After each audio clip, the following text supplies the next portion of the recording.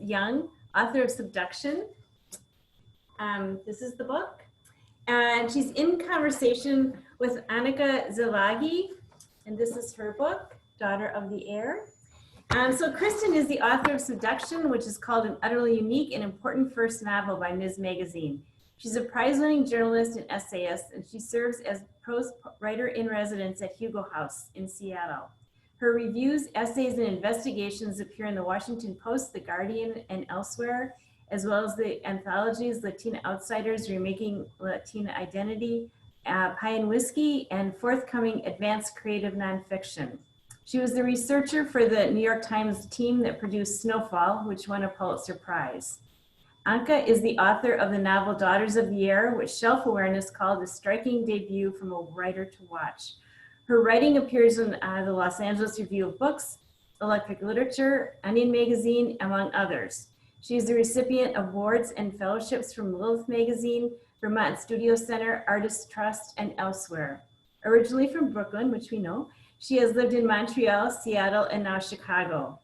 So everyone, first of all, if you could just remember to put your questions in your chat. I will put a little note about where you can buy the books at citylitbooks.com. And please join me in welcoming Kristen and Anca to City Lit Books virtual event.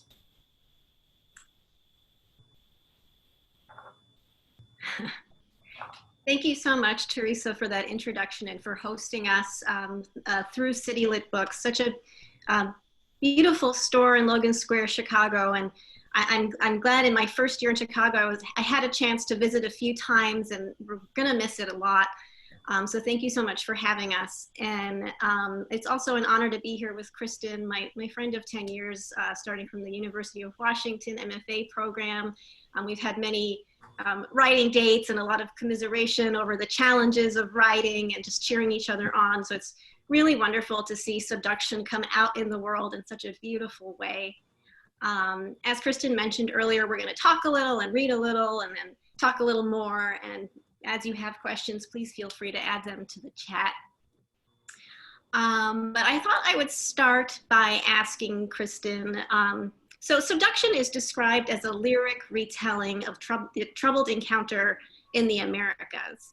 And I wanted to ask you, what inspired you to pursue that subject? Or if something else inspired, you to start writing this book, and then you wrote your way into that subject matter. Thanks, Anca. It's funny, given how practiced we have been in the art of companionable silence with our, conjoined writing dates, that we're going to be in conversation, because you're one of the few people I like to hang out with while being silent. So thank you for breaking that silence with some questions. I think that, one of the bigger issues that I had growing up was a sense of blankness with respect to the indigenous histories of the United States. And that erasure was bred into our educational system, which essentially created a linear narrative that began with conquest, right? And in that trajectory of history that was shared with me and everybody else that I was learning and studying with as a child, the forbearance of the pilgrims, the idea of the resilience of the immigrants, of which I'm a first generation Latina, immigrant to this country, that was always the emphasis. And to the extent that the Native experience was represented within my education, it was typically only with respect to genocide, and their loss. And so when I moved out to the Pacific Northwest, I was really surprised to find how, what an ongoing political presence so many of the tribes continue to sustain. And as a reporter, and of course, in my undergraduate studies, I did a lot of reading about contact throughout South America. My focus was history and literature of South America, Latin America. And in that, I was able to see that there was this pattern of history being written to favor the traits of the dominant culture or the conquering culture, but all of the ways in which that dominance had been subverted and resisted and continually challenged were not really part of the story that I received about being a part of the US. I mean, the fact is that every single immigrant who comes to this country, no matter what the backstory was, right? My family fled revolution, dictatorship, civil war. I mean, there's all of these reasons why we are sent into diaspora. But upon remaking a life here in the United States, one becomes a settler.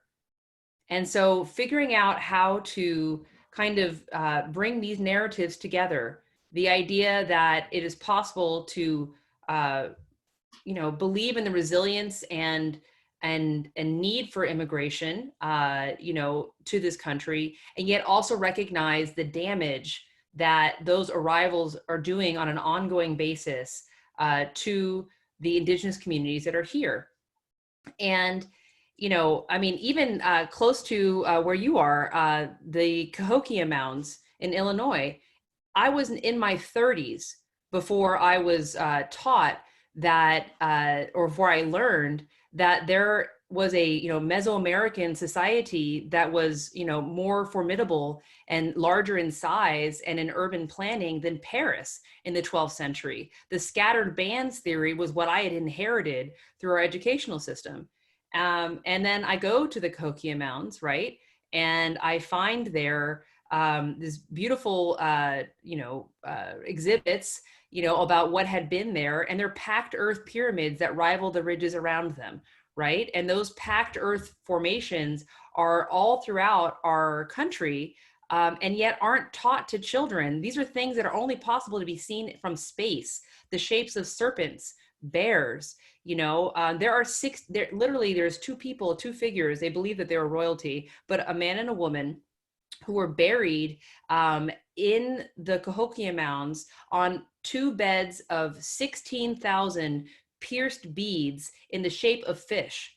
Okay, it's a UNESCO World Heritage Site that is in the middle of Illinois, right outside of St. Louis. I guess middle would be kind of a colloquialism. And is this valued by our society?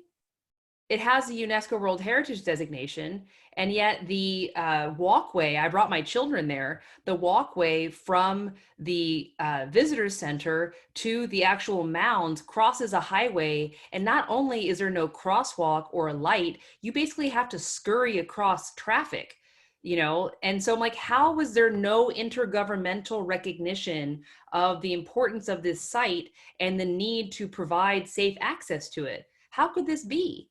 Right. And so I had a series of like, how could it be questions that were ongoing, at the, I went out to the Makah territory, which is in the lower, it's the northwest tip of the lower 48 in the United States. And I was amazed to find there that there was what was considered to be the Pompeii of the US. There was an archaeological find that had been categorized, and excavated and categorized and preserved by the Makah tribe in collaboration with a archaeologist named Doc Doherty in the 1970s, 80s, and then, through today. And that find of all of these materials, these organic materials, wood-based materials, cedar bark baskets, nettle fiber nets, were only preserved because they were buried in the beach in salt water, salty sand, and that kind of anaerobic environment allowed for them to survive for centuries. And some of these artifacts are thousands upon thousands of years old. And I thought, how can I know the name of Pompeii, right, but not have heard about the Makah Nation, and to know that I am being taught a history and the importance of the preservation of that history in other continents, other countries, and yet the fact of its presence within the US had not been disclosed to me. And so I realized that my ignorance was vast and that it was shared. It was not just my own personal failing for having not come across this information earlier in my life, but it had been a systematic erasure perpetrated throughout our educational system from grade school on through college, you know? And so I began to go back to Neah Bay. I had traveled out there. I mean, it has one of the most beautiful beaches in the world. It's often, Shai Shai Beach is considered to be one of the top 10 beaches, you know, in the United States, and then is globally kind of known for that, for being like a hiking place, a hiking site, right? And yet, you know, all of the richness of culture and ongoing community building that is there was not something that had been disclosed to me. And that these erasures, you know, that had happened were deliberate, you know, because it allowed for exploitation that was ongoing. So at the Makah, in the Makah Nation, at the OZ, which is one of their ancestral village sites, I mentioned a nettle fiber net. Well, that net ended up playing like a huge role in a Supreme Court fight over native fishing rights, because the state of Washington and in collaboration with a bunch of white fishermen were basically arguing that that the Makah people and other natives were not able to harvest fish in certain locations because they could not prove that they had been doing so for thousands of years. Well, this net surfaces and they're like, we have been telling you, and now here is evidence through this net that of what we have been telling you. And so the kind of suppression of oral history as a form of valid testimony in favor of document-based evidence which is built into our, you know, has been built into our legal system, was meant to allow for economic exploitation. Now, like, how does that make its way into a fictional story, right? I was out there and I had this moment. I was sitting on the beach, you know, kind of watching and thinking about all these things and thinking about all the thousands of years that people have been sitting on this beach. And I, who had been, you know, who just recently moved out to Seattle from Florida, where I was born, and I had come to take a job at the Seattle Post-Intelligencer as a business reporter. I realized that although I really do care about history and obviously was creating a first draft of history through being a reporter, had always found novels as a way to access difficult, complex, nuanced truths. And so I began to formulate an idea about writing a novel, but it would take years of research about the Makah Nation, right? You know, reading everything that had ever been written by, for, and about this tribe before I would even attempt to write the first word, which is not something that I recommend to my students now. Most people will become overwhelmed by the scope of what they are learning and will fail to bring the research materials into character development. But I thought, well, maybe if I can get beyond, you know, the historians who may have already learned this history that I had not been told, I could help share my findings, you know, with other people through story, through a fictional story that would allow me to show how people grapple with the necessarily oppressive structures of history that we are all bearing forward today. I mean, I'm speaking from Seattle, which is, you know, the unceded and yet still unacknowledged by the federal government territory of the Duwamish people. Recently, I helped curate and edit a series of essays called Seismic. And in that series, I interviewed the great-great-great-great-grandson of Chief Seattle, who was one of the signatories to the Treaty of Point Elliott in 1855, in which the Duwamish people were promised a reservation. They were promised treaty benefits that they have never been given. And in fact, Chief Seattle's daughter was, you know, in the end, they were forbidden from living within Seattle, and she was, you know, pushed to its fringes. And yet here is this person who's walking around, you know, now, who is a direct bloodline descendant of this person, of Chief Seattle, that our city is named for. And where is the recognition of that ongoing erasure and frankly, the lies that had been told to this tribe in order to get them to give up their land peacefully for something they had never received? And so for me, grappling with all of that needed to kind of help daylight the complex emotions that recognizing one's own positionality with respect to an ongoing oppression requires, drove me into fiction. So I was driving back from Niabea. I had a job at the PI, like I said, so I needed to get back and report the next day. And as I'm making my winding way along the Strait of Juan de Fuca, which again, renamed for Spaniard, one of the many peoples who came to claim indigenous territories within what is now called the United States. I pulled over. I always pull over at historical markers. This is before I had kids. Where I would pull over whenever I wanted to and just pop out of the car and not worry about, whatever is happening back there. And I saw this sign and it said subduction on it. And there I began to learn more about the geologic history of tectonic plates, one being subsumed by the other, and the friction and eventual violence that causes when one of the plates kind of is diving below and they get stuck and it's trembling and continues trembling until it pops loose. And we right now are overdue for a subduction zone earthquake in this region. So you were perhaps wise to leave, Anca. There's a really great New Yorker article called the Big One that's about that itself and about what this West Coast is going to face when that subduction zone earthquake happens. But it seemed to me a very apt metaphor for what was happening to the stories of this land, the stories that are of this land and from this land and define this land, whether or not other elements of the culture, mainstream American culture, recognize that. And so I thought, okay, I have an idea. I have a body of knowledge that I am going to spend the next 10 years of my life building with the help and collaboration of many Makah tribal members that I'm grateful to this day for allowing me into their lives and for becoming my friends over time. And it took me a long while after that to develop the characters who would then kind of be there to carry the story forward.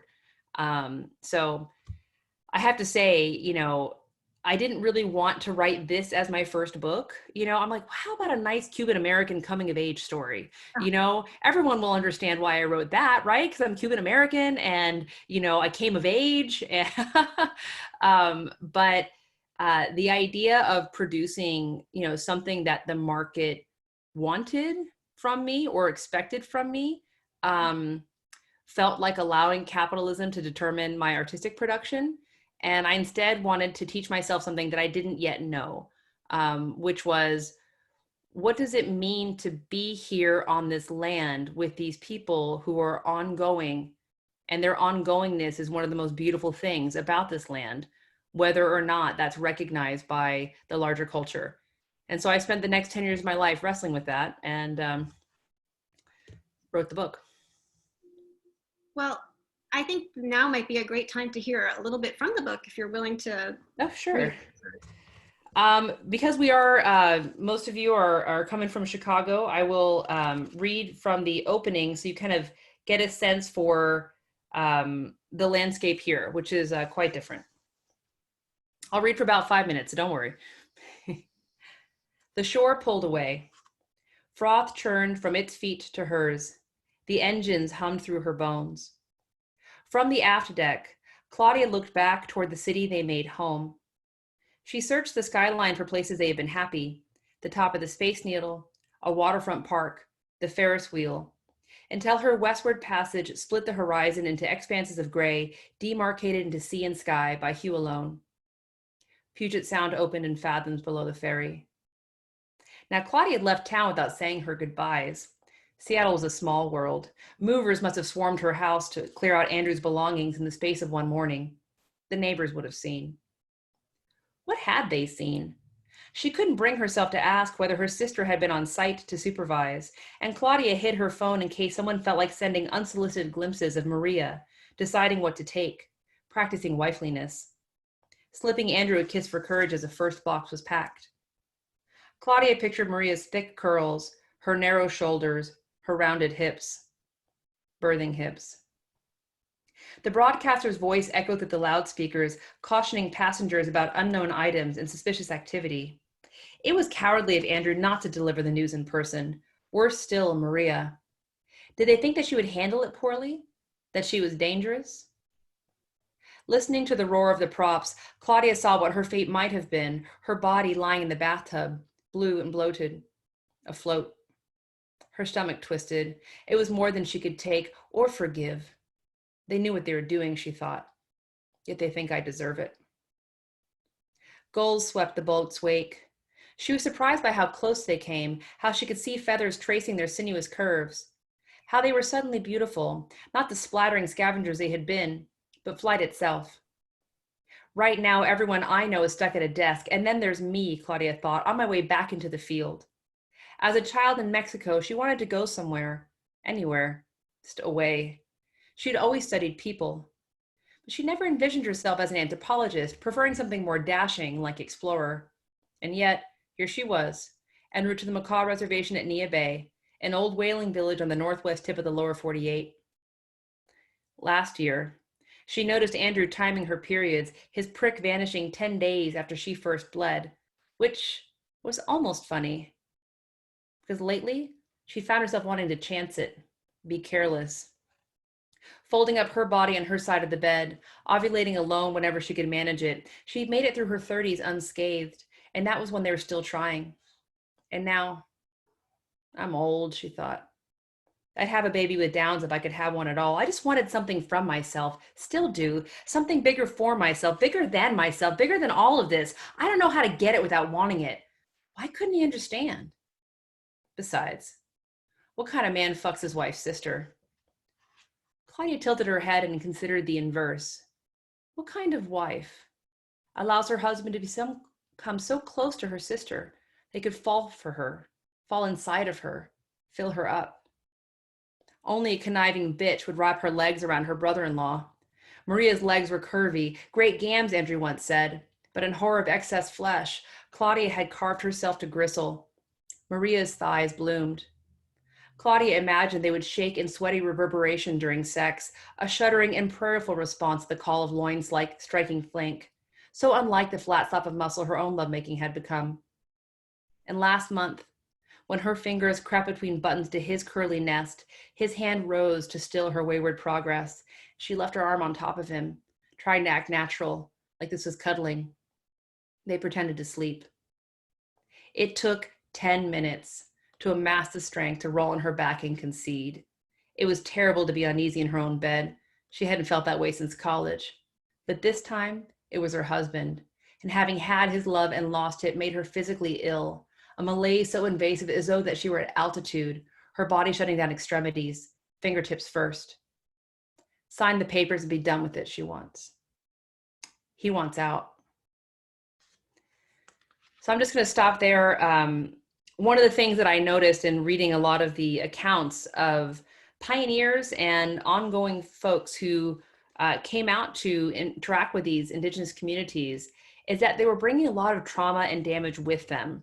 Trauma and damage that had accrued during their lives that had led to the immigration that they were currently in the middle of. And it really affected, the isolation that they felt culturally upon arrival, meant that, they kind of didn't ever mitigate what they had been going through and instead kind of imposed it on the communities where they landed. Within the modern context, I decided to filter that through Claudia, whose husband has just left her for her sister. So that's a brief moment at the beginning of the book. There's so much packed in there. You set up so much.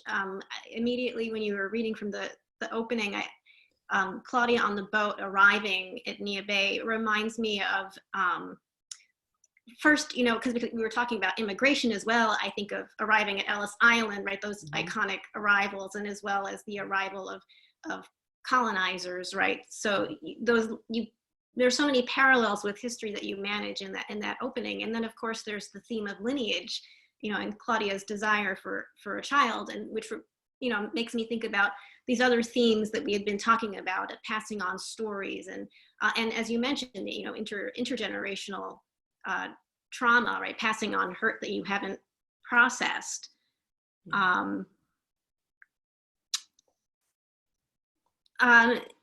And it also, I'm reminded of what you'd been saying earlier. You took 10 years to research this material. There's actually, and there's a line later maybe not the middle of the book, the character Maggie, who Claudia is coming to interview for her work, says to her, I could tell you everything and you still wouldn't get it. Which makes me think of, as a writer, of the problem of not knowing, right? And I was going to ask you, but I think you answered it in your opening, that how, as a writer, how do you deal with that not knowing? And I think it's that endless research of trying to, just trying to understand and trying to understand. Well, there's that thing that at one point, Claudia, so Maggie is this woman, she's a Makah tribal member, an elder, who has become a hoarder during the decades of her son's absence. He left because of the disappearance of his father, and has stayed away in an attempt to kind of outrun some of the things which haunted him in his youth. And so, Maggie's been waiting for her son to come back, and so she's keeping all of these materials for him in the hope that she'll be able to bequeath them to him. But in the meantime, Claudia starts showing up and starts talking to her and engaging her in conversation. When she does that, when she creates a line of communication with Maggie, she is hoping that she's going to be able to gain access to what Maggie knows. Something that Peter also wants. Peter has come back. The next chapter is Peter's return to the Makah Nation after so long away. But Peter wants to know why Maggie, has never disclosed to him the circumstances surrounding his father's death. And, he kind of tolerates Claudia's presence because he thinks she's going to help him extract this information. But the thing is, no matter how much information that Claudia gets from Maggie, they fundamentally see the world in different ways. And there's a scene later on in the book where, Maggie's talking to Claudia, they're driving around, even though the reservation itself is a smaller portion of the territory that the Makah still have as part of they call it the UNA, usual and accustomed territory, where they hunt and fish and hunt whale and whatnot. Even though, Maggie and Claudia are together and Maggie's revealing all these intimacies to her, Maggie says to her, the thing is, you and I can be looking at the same thing and see two completely different things. And so understanding that, it's very hard to dislodge oneself from the certainty of one's own perspective, right? It's almost like when you are looking up at the sky and you see the stars, and people often think, oh, I'm looking up at the stars, right? But there is no true north in the universe. There is no directionality. So you could be looking down, like your little prince, upside down on the earth. You're looking out into space. And the reorientation that most people require to understand that their cultural positionality is foreclosing even something as basic as understanding what direction they're looking in is something that I wanted to explore in the book. And so no matter how much Maggie tells Claudia, it's very hard for Claudia to kind of reorient herself to what Maggie knows and the way that she experiences the world, no matter how badly Claudia wants to understand that. One of the things I was thinking about in thinking about your book, Anca, is, your character, Pluta, also goes through a series of rather traumatic movements, migrations that are affected by the trauma of the dirty war in Argentina. She and her mother are forced to leave when her father disappears. It's not unlike what sends Peter away from his ancestral homeland and into a kind of itinerant lifestyle in the United States. And yet, even though Pluta never really understands or knows what happened to her father, the trauma is lodged so deeply within her that it affects transformations which are unforeseen, right? And that's one of the things that we're coming to know about trauma, is that there's actually an epigenetic signature to trauma, so that, even things that are undisclosed, get passed on, and that we're all carrying these signatures from everything that have happened to our forebears without our knowledge, whether or not we've ever been given access to that story. Now, I'm not sure which scene you'd like to read, but I'd love to hear a little bit of Daughters of the Air if you'd like to share. Sure. Yeah, I'd be happy to also read from the beginning. So as Kristen has mentioned, the novel is about a Jewish family that was torn apart by Argentina's dirty war. The father is a sociologist at a public university, and he's been disappeared. And when it becomes clear to his wife, Isabel, the mother, Pluta, when it becomes clear to her that it's unsafe for them to remain in Argentina, she sends their daughter away to a boarding school in Connecticut, where a relative had gone, a generation ago. And the novel goes from Buenos Aires to Manaus in Brazil, to Rome, and to New York. But it begins in Connecticut in June of 1980. And so I'll just start from there.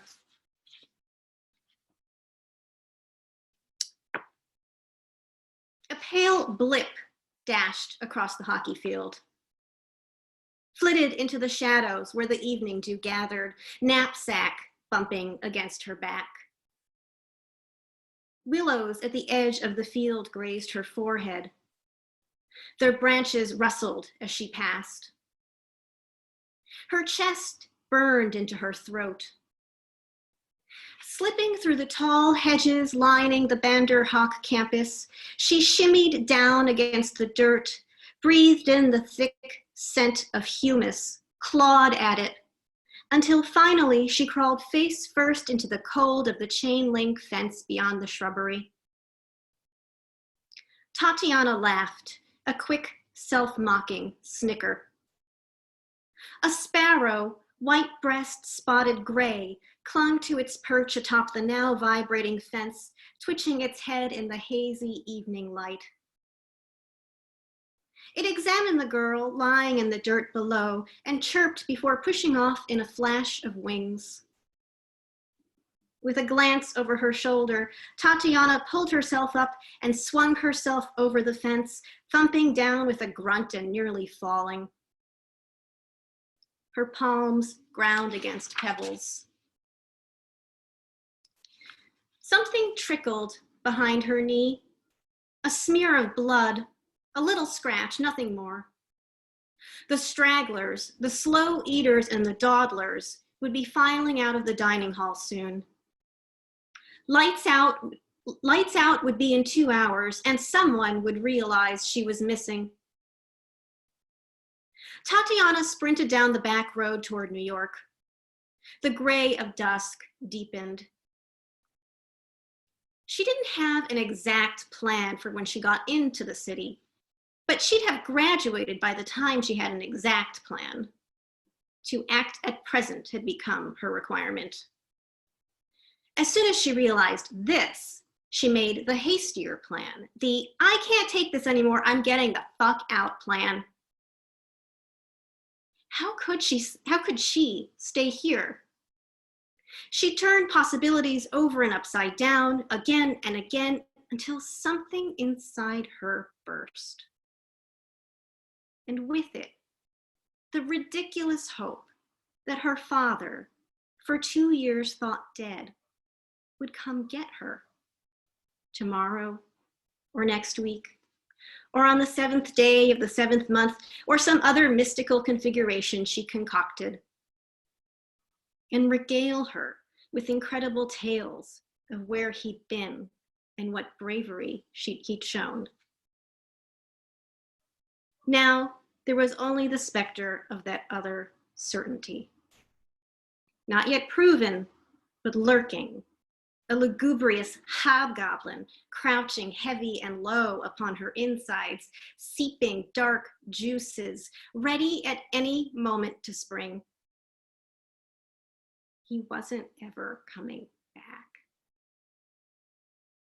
Didn't they always say, listen to your gut? Didn't some cultures also read fortunes using splayed animal guts? Their could be anywhere. There was a way. She needed there. Here was closed in, too falsely safe, too hiding of truth. For now, there was New York, sprawling and alive, big as Buenos Aires, bigger, a place to run and burst and be unenclosed. Stop there. You know, it's so funny because I worked for the Buenos Aires Herald when I first, became a reporter. And I remember that summer, like walking around the streets of Buenos Aires, such a cosmopolitan place, and yet feeling that it was haunted when I knew that because there are all of these sites where people were kept and tortured, that were within the city and they are known, and I didn't have that same feeling about some of the urban environments that I walked through in the United States. But then as I thought about it, all of those hauntings are like layered and myriad. Everywhere that Pluta goes, there is this history that is unacknowledged that continues to kind of loom over the text, and you can feel it. You have such an eye for like this, fabulous but also real detail. You can feel it in the text. So thank you for sharing that, Anca. I really appreciate it. Thank you. Yeah, I'm very interested in, I hope it's appropriate use of the term psychogeography, just that the idea of the layers of history in a place that, depending on how much you know of the place, you feel it when you're there. And I was also struck by what you were saying earlier about how little you were taught growing up about Native American history and culture, because what inspired me to write this book was, I first encountered the fact of the Dirty War, not in a history class, but in Anne Carson's autobiography of Red in college. And there was just this brief, section about people disappeared, and the narrator, Garion, he's a mythical red creature from Greek myth, but it's a retelling. And he goes to Argentina, and he sees these lists of people who are missing and thinks about someone off in some room in pain and scared, alone. And I had to understand what that was about. And when I looked it up and read more about this period in history, is from 1976 to 1983, so recent, the more I read about it, the more it sounded like the Holocaust to me. I was also just extremely disturbed. So up to about 30,000 people, if you don't know, about 30,000 people were disappeared by the military dictatorship for being suspected of being leftist, for disagreeing with their politics. Journalists, writers, activists, students, professors, and a disproportionate number of people were Jewish. I was very disturbed that I had not heard about that until like my third year in college. And so writing the book became trying to understand how history repeats itself, and trying to understand how people look away from these moments in time. And that because painful things are happening, it's easier to look away, but that's how it repeats, of course. So we're seeing that now. We're seeing that again and again and again in our country, around the world. There is a convulsion of right-wing erasures that are meant to preserve a privilege that should never have been accorded in the first place. And the fact of the matter is, so it was 2003 when I read Autobiography of Red. I was very concerned with the war on terror. The rhetoric of the war on terror about national security and giving, the notion of giving up civil liberties in exchange for national security, calling people terrorists when they, anyone who was suspicious. I saw parallels in that history in Argentina. And so that was another, thing to investigate, right? In terms of, how are we close to something like that? That was a question in my mind at the time, and it still worries me. I mean, we But should all be worried. My intergenerational alarm bells are like ding, ding, ding, ding, ding, leave. I'm like, no, I'm staying, you know, but it's, you know, my family had a habit of timing things, leaving like just before you were unable to leave. Right. mm, So I've kind of had to fight that hypervigilance, that comes with that signature. You know, when I was in Buenos Aires, reporting for the Herald, one of the first things that I did was talk to las madres who go out to the plaza, and las abuelas, you know, and they, uh, you know, for decades, every Sunday have been out there, you know, carrying these signs with the faces of their beloveds who are gone, and they refuse to let it go. And the thought of that, the thought that someone would persist against this ongoing state-sponsored erasure of their history, because I mean, really, most of the war criminals in Argentina were accorded amnesty, and so people like run into their torturers like on the bus. You know, there he is, right there. And I think about that with respect to our own communities in the United States. There are so much expectation of tolerance and forgiveness within the impacted communities, and essentially an amnesty granted to the brutalizers. And that seems to be something that is repeated again and again. And so I think, you know, one of the projects of literature is to remind others of what has happened and continues to happen so that it may not happen again. That being said, I mean, very dark subject matters, but there are all these, you know, all these shimmering moments of magic in your book. It's one of the things I always loved about it. So we had one question from the audience from Sharon. She's asked, what inspires you both to write? And I think that we've talked a little bit about that with respect to the projects that we're, you know, sharing from today. I do think that there is a form of collective memory that can be generated through the project of writing and reading, and that with that collective memory comes more empathy. And if there were anything that I would ask of our society today is to show each other more empathy, because we seem to be polarizing, perhaps through the distortion of social media, into accusations and bitterness in a way that belies the actual surfeit, you know, really of opportunities that are still available to many people within this country. And so, you know, they have tested, you know, people reading Chekhov and, you know, how empathetic are they before and then after, and it really does work. And, you know, I don't think that people have really grappled with how our brains are being rewired by our digital devices into this kind of shallow synaptic pool, like literally like almost like a film of oil on water, you know, in order to break our attention to tiny little bits and make it available to advertisers. And that is the whole purpose, as well as data gathering, you know, for more advertising, right? And so I've been actually taking I've created a new habit for myself that I kind of let go for a little while. For a little while, I was like, oh, I've got my phone. Has a camera on it. I can read the news. I can do all of these things. I'll take care of email. I'll post something. I'll do whatever. And I realized that it was creating a kind of an aggravation within the self. So I've begun again, I should say, I restarted a practice of bringing a book with me wherever I go.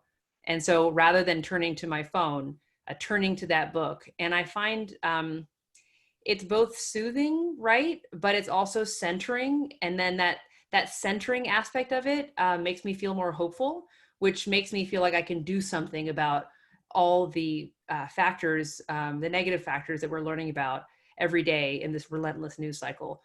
So bring books around, people. And you know, I'm so sorry that the City Lit Books is going to be closing effective December 1st. But I really encourage those of you in attendance and to ask your family and friends to support the store.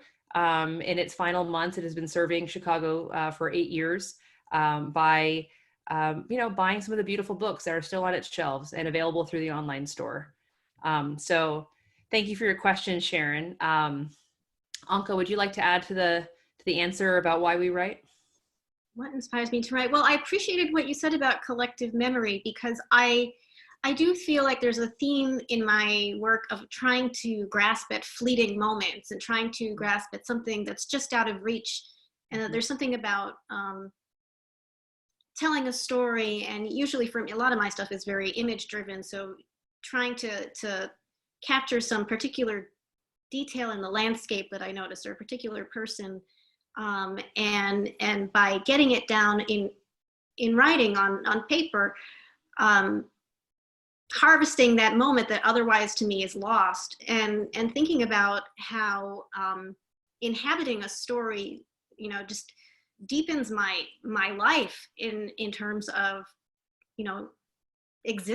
how I exist in time, right? That I can burrow into a story and be in a particular moment. And while I'm going deeper and deeper into a scene, trying to figure out, well, what else do I see and what else is happening? It feels as if my life is extended by doing that. So in a way, like writing stories is a way of being more alive for me. And so mythology inspires me, fairy tales inspire me. These are stories, in terms of like things that are retold over and over again, because they're magical and powerful, and they have underlying messages, but the messages are going to be different at different times. And one of the things that I appreciated about subduction, I wanted to ask you about, you had mentioned the fantastical in my book, and I wanted to ask you, I think very soon after Claudia steps off the boat, in the opening that you read, she's driving, it's late at night, and there's kind of a surreality to the landscape. And even though she had been to Nia Bay before the book opens and she's coming back now, the surreality to me seemed a little bit because she was unfamiliar with the landscape, and to me kind of in a magical way. Like when I first moved to Chicago, I kind of felt like, ooh, I want to write a horror novel set in Chicago, because like the landscape was new to me and unfamiliar and like scary, but in an enticing way. But she sees these animals that have mythic significance, a mink and an owl, and there's kind of it feels like, even though your book, I wouldn't say it's fantastical, there's an element of the fantastic there. And so I kind of wanted to just hear from you a little bit about how you wove those elements into subduction. Well, just like this scale, I mentioned Shai Shai Beach earlier, which is a place where there are these sea stacks, which are pieces of headland that have, whose connection to the mainland have been eroded by tidal action. And so they appear to be like, land masses that are like literally traveling away from the mainland. And they're covered with cedars and other kinds of trees, and their base is surrounded by tide pools. And within those tide pools are, fantastic sea stars, and all of this life, this rich and teeming life, which is basically been starved out of other maritime environments by the acidification of the ocean and the desecration of like all of the complex ecosystem balance that's needed to sustain that kind of life.